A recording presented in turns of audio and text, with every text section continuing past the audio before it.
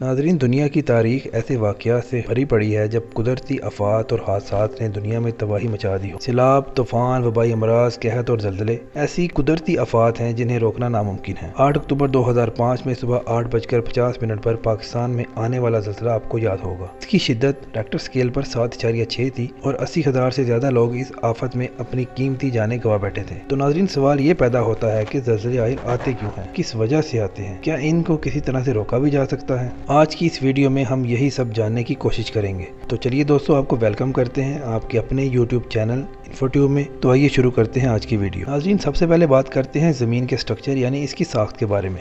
ज़मीन की 4 लेयर्स होती हैं। सबसे ऊपर वाली लेयर को क्रस्ट कहते हैं, जो हमें दिखाई देती है। दूसरी लेयर को मेंटल कहा जाता है। इस हिस्से में पत्थर पाए जाते हैं और इस हिस्से की मोटाई दूसरी लेयर से निस्बतन काफी ज्यादा होती है। इसके बाद जमीन का आउटर कोर और इनर कोर आता है। दोस्तों, ज़लज़ले दरअसल जमीन की बाहर वाली लेयर यानी क्रस्ट में आने वाली तब्दीलियों की वजह से आते हैं। जमीन की इस लेयर में प्लेट्स पाई जाती हैं जिन्हें टेक्टोनिक प्लेट्स कहा जाता है। ये प्लेट्स दरअसल ठोस पत्थरों की इंतहाई बड़ी बड़ी स्लैब्स होती हैं। इन प्लेट्स की कई इकसाम होती हैं और लंबाई के लिहाज से ये प्लेट्स लाखों करोड़ों किलोमीटर तक फैली होती हैं। यूँ समझ लें कि ये प्लेट जमीन के बड़े बड़े पजल पीसीस होते हैं। दोस्तों, बातें हैं सबसे अहम सवाल की तरफ कि ज़लज़ले आखिर क्यों और कैसे आते हैं। आपको मालूम है कि जमीन के अंदरूनी कोर में फैला हुआ मादा यानी कि मैग्मा मौजूद होता है। ये मैग्मा एनर्जी खारिज करता है जिसके बाद जमीन की प्लेट में हरकत पैदा होती है। ये प्लेट्स एक दूसरे से टकराती रहती हैं और एक दूसरे की जानिब सिरकती हैं। बाज़ औक़ात ऐसा होता है कि एनर्जी ज्यादा होने की वजह से प्लेट्स की हरकत इतनी ज्यादा हो जाती है कि इनके किनारे आपस से अलग हो जाते हैं, जिसकी वजह से स्टोर होने वाली एनर्जी यकदम खारिज होती है और इस एनर्जी के अखराज की वजह से अर्थक्वेक वेव्स यानी ज़लज़ले की लहरें पैदा होती हैं, जिसकी वजह से जमीन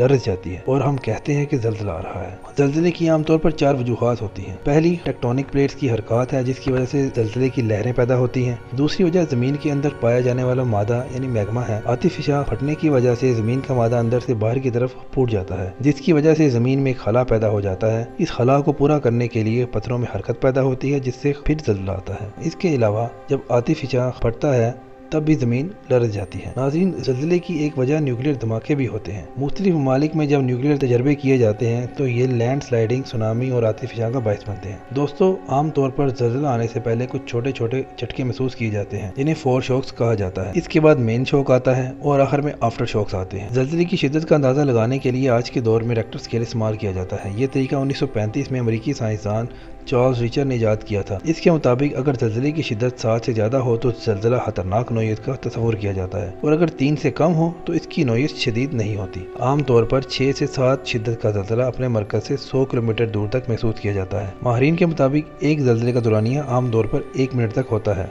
हर साल तकरीबन 13 लाख ज़लज़ले आते हैं, जिनमें से ज़्यादातर की शिद्दत रेक्टर स्केल पर 3 से कम ही होती है। 8 या इससे ज़्यादा शिद्दत का ज़लज़ला पूरी दुनिया में आमतौर पर 1 साल में 1 बार ही आता है। ज़्यादातर ज़लज़ले उन इलाकों में आते हैं जहाँ पर ज़मीनी प्लेट्स के किनारे आपस में मिले हुए होते हैं। ऐसे इलाकों को 3 बेल्ट्स या पट्टियों में तकसीम किया गया है। पहली पट्टी मशरिक की जानिब हिमालय की पहाड़ियों से मिली हुई है। ये पाकिस्तान और भारत की शुमाली इलाकों में हिमालय के पहाड़ों से होती हुई अफगानिस्तान, ईरान और तुर्की से गुजरते हुए बरआज़म यूरोप और फिर यूगोस्लेविया से फ्रांस जा पहुंचती है। दूसरी पट्टी बरआज़म शुमाली अमेरिका के मगरबी किनारे पर वाक़े अलास्का के पहाड़ी सिलसिले से शुरू होकर जुनूब की तरफ से मैक्सिको से गुजरकर बरआज़म जनूबी अमेरिका के ममालिक कोलंबिया और इक्वाडोर से होती हुई चिली तक जाती है। जबकि तीसरी पट्टी जापान से शुरू होकर ताइवान से गुजरती हुई फिलिपाइन, ब्रुनाई, मलेशिया और इंडोनेशिया तक जाती है। इन सब का मुवाजना किया जाए तो सबसे ज्यादा ज़लज़ले जापान में आते हैं। दोस्तों, चंद लोगों का मानना है कि जानवरों और परिंदों को ज़लज़ले के आने के बारे में पहले से ही इल्म हो जाता है। इनमें कुछ ऐसी खसूसियात होती हैं जिससे वो ज़ेरे ज़मीन होने वाली तब्दीलियों का अंदाजा लगा लेते हैं। ये भी कहा जाता है कि ज़लज़ले से पहले तालाबों और नहरों से एक खास तरह की बू आती है और ज़ेरे ज़मीन पानी का दर्जा हरारत भी ज्यादा हो जाता है। अलबत्ता साइंसदानों के मुताबिक अब तक ऐसा कोई तरीक़ेकार ईजाद नहीं किया जा सका जिससे ज़लज़ले की पेशगोई की जा सके। हम उम्मीद करते हैं कि आपको हमारी ये वीडियो पसंद आई होगी। इस तरह की मज़ीद इंफॉर्मेटिव और इंटरेस्टिंग वीडियोस देखने के लिए इस वीडियो को लाइक करें और कमेंट करें और इस चैनल को सब्सक्राइब एंड बेल आइकन को दबाना ना भूलें। शुक्रिया।